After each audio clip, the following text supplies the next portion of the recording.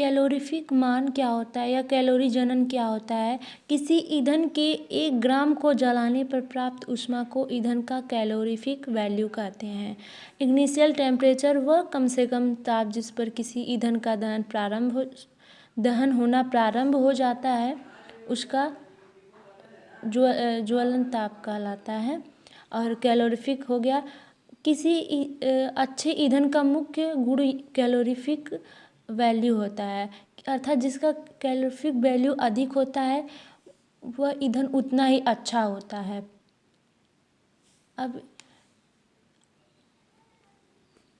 ईंधन उतना ही अच्छा होता है। अब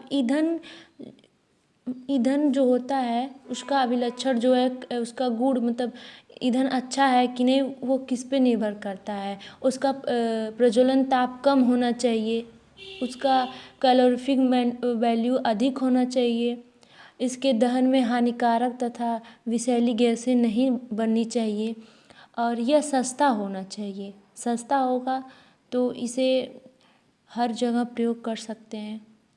और फिर इसके दहन पर धुआं गैस आदि कम से कम उत्पन्न हो तो ही अच्छा है ईंधन का गुण के लिए।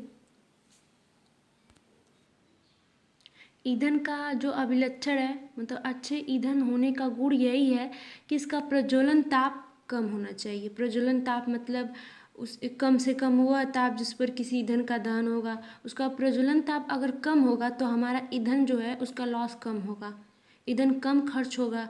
फिर इसका प्रज्वलन ताप कम होना चाहिए, कैलोरीफिक जनन मान अधिक होना चाहिए। अगर कैलोरीफिक वैल्यू वही होता है कि किसी ईंधन के 1 ग्राम को जलाने पर जो ऊष्मा प्राप्त होगी, तो अगर हमें कैलोरीफिक अधिक होगा तो ऊष्मा हमारा जो कम जनरेट होगा ना, उसमें ऊष्मा कम उत्पन्न होगा।